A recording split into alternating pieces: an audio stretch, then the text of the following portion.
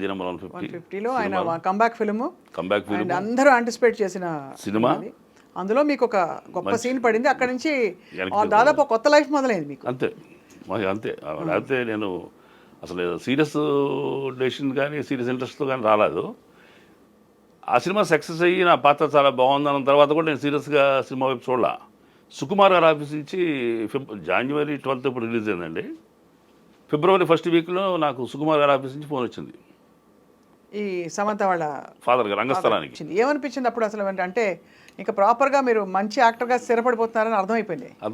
అంటే ఎప్పుడైతే ఆయన నుంచి పిలుపు వచ్చిందో ఆయన కూడా ఒక అరగంట సేపు చిన్న ఇంటర్వ్యూలో ఆయనకి క్యూరియాసిటీ పాయింట్ ఏంటంటే సుకుమార్ గారికి ఇతను కొత్త మొహం, తమిళోడా మలయాళం కూడా అనుకున్నాడు సినిమా చూసి. కాదు తెలుగు కూడా అయ్యేసరికి అసలు ఎలా ఇచ్చారు వేషం, ఏ ఇన్ఫ్లుయెన్స్ అతనికి, ఈ వేషం ఒకటే కారణం ఏంటి, ఆ క్యూరియాసిటీ ఉంది ఆయనకి. ఆయన ప్రశ్నలో ఉంది. మీరు ఎవరంటే ఎక్కడా అని అడిగారు మీలాగని ఫస్ట్. నెక్స్ట్ చెప్తుంటే అన్నిటికీ మీరు ఖైదీ నెంబర్ 150 చేశారు కదా, డైరెక్టర్ గారు పరిచయం అని అడిగాడు ఆయన. ఆ డైరెక్టర్ పరిచయం అయితే నా వేషం ఇస్తారని. కాదు సార్ చిరంజీవి గారు పరిచయం అన్న. చిరంజీవి గారా, ఆయన పరిచయం మీకు అడిగి ప్రస్తావన చెప్పా. ఇలా ఎప్పుడైతే ఇవన్నీ నేను రైటర్నని, స్వాతికి రాశానని, చిరంజీవి గారితో ట్రావెల్ చేశానని ఇవన్నీ తెలిసినాయో ఆయనకి మంచి వేషం ఇవ్వాలని అనిపించి రంగస్థలంలో సమంత పాలన చేశారు. ముందు యాక్చువల్ నన్ను పిలిచింది కూడా ఇన్స్పెక్టర్ వేషానికి. రామ్ చరణ్ గారిని స్టేషన్లో కొడతాడు ఇన్స్పెక్టర్. ఒకటే సీను, అటు తండ్రిని మ్యాన్ హ్యాండిల్ చేసి కొడుకుని మ్యాన్ హ్యాండిల్ చేసిన పోలీసులు ఈడే అని చెప్పి నాకు ముద్రేద్దామని ఆయన ప్రయత్నం ఉంది. ఈ విషయాలు తెలిసేసరికి ఎక్స్ట్రా క్యాలిక్యులర్ యాక్టివిటీస్ ఆయన కొంచెం గౌరవంతో మంచి ఆఫర్ ఇచ్చారని. ఇక మళ్ళీ నేను జీవితం నాకు తిరిగి చూడాల. అదే వరుస పెట్టి మీకు మంచి మంచి సినిమాలు, గొప్ప క్యారెక్టర్స్. రజాకార్లో కూడా చాలా మంచి వేషం చేశారు మీరు చాలా. సో మీ యాక్టింగ్ ప్రయాణంలో సార్ ఇప్పుడు దాదాపు అందరూ పెద్ద హీరోలతో నటించారు మీరు. అఖండ బాలకృష్ణ గారు, చిరంజీవి గారు అయింది, రామ్ చరణ్ గారు అయింది, ఇంకా దాదాపు 40 సినిమాలు. అంటే ఈ టైంలో చాలా ఎక్కువ. చేయని పెద్ద యాక్టర్స్ ఎవరంటే ప్రభాస్ గారు చేయలేదండి ఇంతవరకు. ఆ సినిమాలో కాంబినేషన్ కాకపోయినా సినిమాలో చేయలే. అల్లు అర్జున్ గారి సినిమా చేయలే. జూనియర్ ఎన్టీఆర్ గారి చిన్న వేషం పెట్టి అరవింద సమేత చేశా. మహేష్ బాబు గారి మహర్షి చేశాను. కాంబినేషన్ చేయలేదు. కానీ సుకుమార్ గారు అప్పుడు కాస్ట్ చేశారు కదా మిమ్మల్ని మంచి రోల్లో. తర్వాత పుష్పాలో మీరు లేకపోవడం కొంచెం ఆశ్చర్యమే. ఆశ్చర్యం అంటే పిలిపించారండి, పుష్పకి పిలిపించారు. ఇక్కడి నుంచి అర్జెంటుగా మహేష్ తీసుకురండి అని చెప్పంటే మార్నింగ్ 6 o'clock కార్లో బయలుదేరాము. 4 o'clock ఇప్పుడు కాకినాడ చేరాము. కాకినాడకి రెస్ట్ తీసుకోమన్నారు. నెక్స్ట్ డే సాయంత్రం షూటింగ్ అన్నారు. నెక్స్ట్ డే సాయంత్రం మేకప్ వేసి మురుగన్ వేషానికి ఆయన నన్ను అనుకున్నాడు. ఆయన అదే అనుకుని నన్ను షిప్ కూడా ఎక్కమన్నారు. షిప్ కూడా ఎక్కిన 5 నిమిషాల్లోనే ఆయనకి ఏదో ఫీలింగు. అప్పటికి ఉప్పెన్ చేస్తున్నా, ఉప్పెన్ రిలీజ్ కూడా అయిపోయింది.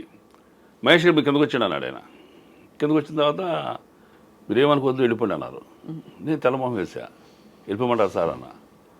నేను ఏదో మిమ్మల్ని వాడుదామని చెప్పి అనుకున్నా, కానీ ఇక్కడ నేను మ్యాజిక్ చేయటా కూడా ఏం లేదండి.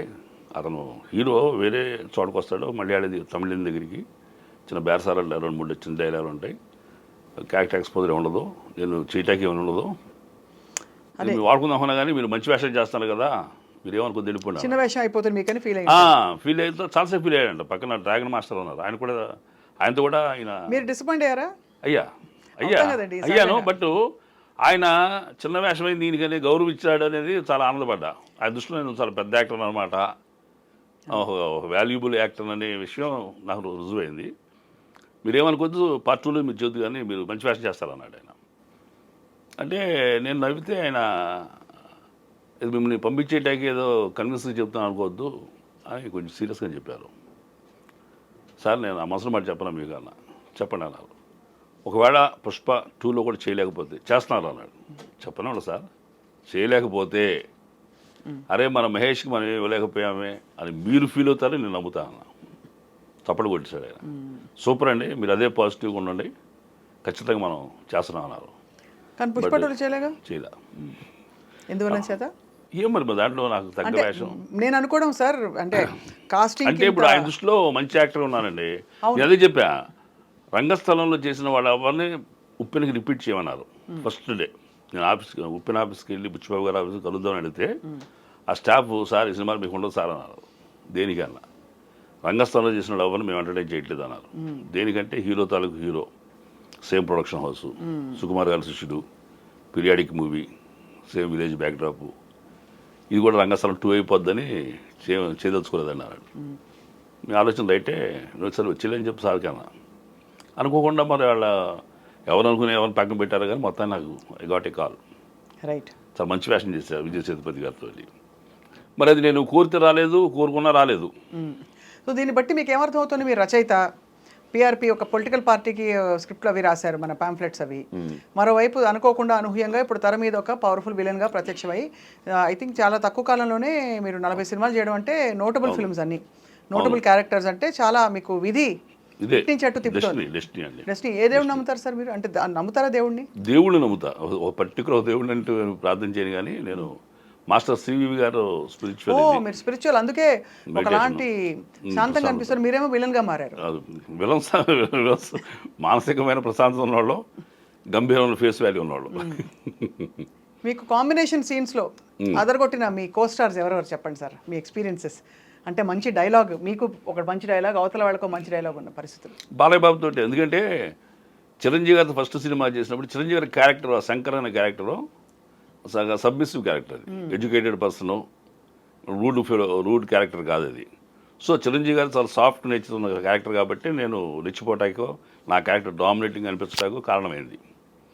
ఫేస్ టు ఫేస్ ఊ అనేది బాలయ్య బాబు తోటే. అఖండ పిల్లకాలం అంటాడు కదా. అఖండ చాలా అసలు ఆ రోజుల్లో ఆ థీము, అవును, ఇదంతా కూడా అందరూ ఇష్టపడ్డారు. ఒక సూపర్ కరోనా న్యాచురల్ టైంలో పవర్ ఉండడం. కరోనానే పారిపోయి చేశాడు కదా అఖండ.